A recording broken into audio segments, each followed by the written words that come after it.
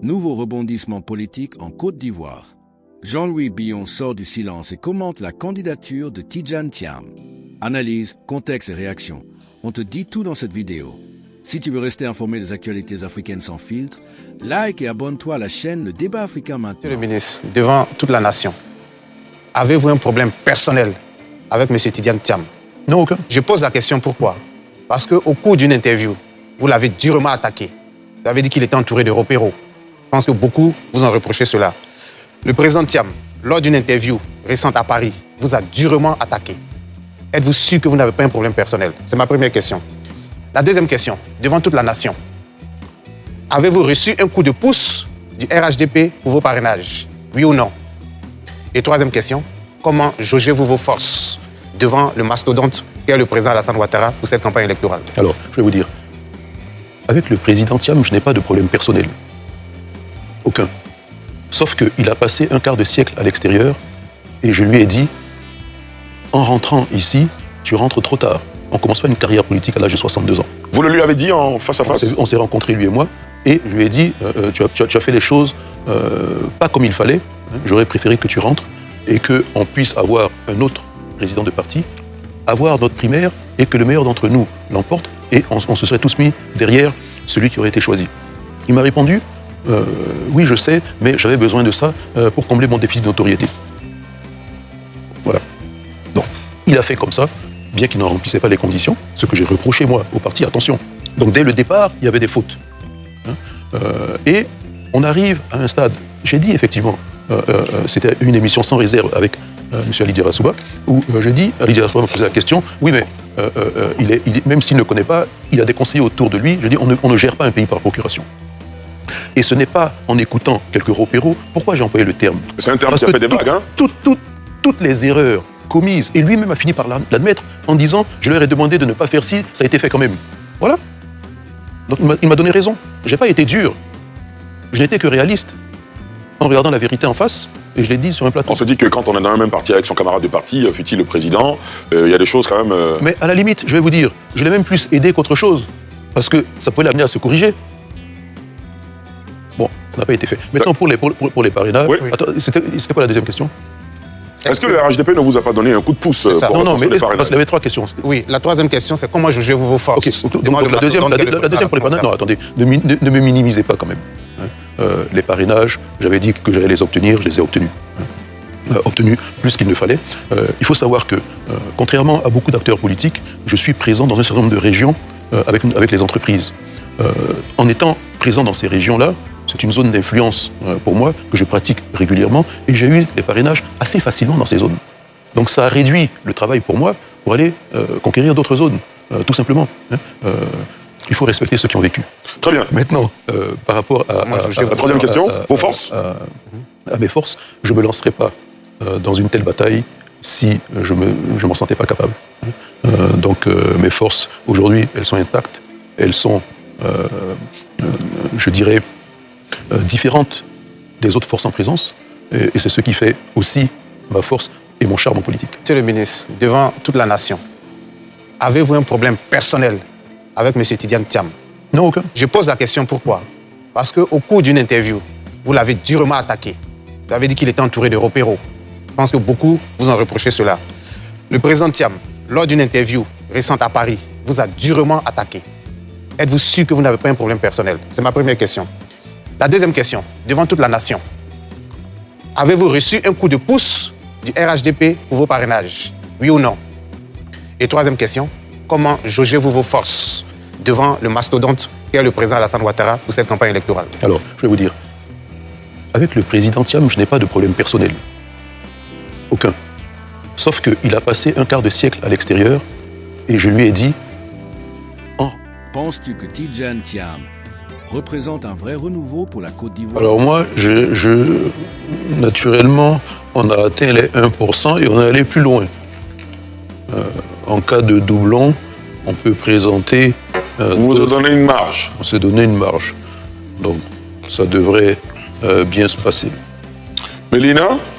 Il faut savoir quand même que le processus de parrainage est extrêmement complexe et qu'il est conçu en réalité pour éliminer Mais c'est un exercice qui vous apporte de la crédibilité quand vous passez cet Vous dites pour éliminer les candidatures fantaisistes comme le laissent entendre certains analystes, pour éliminer tout court. Pour éliminer ceux qui ne sont pas capables de réaliser un tel exercice. D'avoir un minimum de représentativité nationale. Oui, mais même, ça va au-delà de ça. C'est vraiment complexe. Et justement, avant de revenir à Mélina, on vous a vu, vous, à travers vos réseaux sociaux, parcourir les zones les plus reculées de la Côte d'Ivoire. Qu'est-ce que vous a enseigné cette expérience, finalement ? Bon, j'ai l'habitude de voyager dans la Côte d'Ivoire. Ce que j'ai fait plusieurs fois sur l'ensemble du territoire national. Et là, j'ai vu les changements intervenus dans le pays avec l'investissement public. J'ai vu aussi la pauvreté qui existe encore dans le pays, les jeunes qui restent sans emploi, et aussi les zones qui sont encore laissées pour compte. Donc, en termes de voir les attentes et les préoccupations des Ivoiriens, il n'y a pas mieux que cet exercice-là. Mélina Makissi ? Vous êtes un homme élu à Dabakela. Quel est votre enracinement culturel avec cette localité? Est-ce que vous parlez le Djimini? Un petit peu. Bon, je ne le pratique pas tous les jours, mais bon. Parce que nous ne sommes pas si nombreux que ça comme Djimini sur Abidjan, donc... Et vous pensez qu'il est important pour un homme politique qui aspire à diriger la Côte d'Ivoire de parler... sa langue maternelle. En tout cas, il faut la comprendre et ensuite, il faut avoir un ancrage local. C'est important. Vous ne pouvez pas dire je vais diriger la Côte d'Ivoire et vous venez de nulle part en Côte d'Ivoire. Très bien. Alamine Fofana ? Monsieur le ministre, à vous entendre dans votre narratif, lorsque vous dites que le président Alassane Ouattara a un bilan défendable, vous aurez fait un plus s'il n'était pas candidat, parce que ça serait un candidat de taille de moins. Lorsque vous donnez l'information exclusive selon laquelle le président Thiam vous a dit qu'il cherchait à combler son déficit de notoriété lorsqu'il fait un quart de siècle en Occident, ce qu'il n'a jamais fait d'ailleurs, donc divulguer une information privée entre vous sur la place publique. Est-ce que vous n'entendez pas quelque part les personnes qui pensent que vous cherchez à plus crédibiliser la légitimité du scrutin que de vraiment vous poser comme une alternative de développement? Ça, c'est la première question. Pour revenir sur la deuxième question, c'est une question qui crée aussi polémique.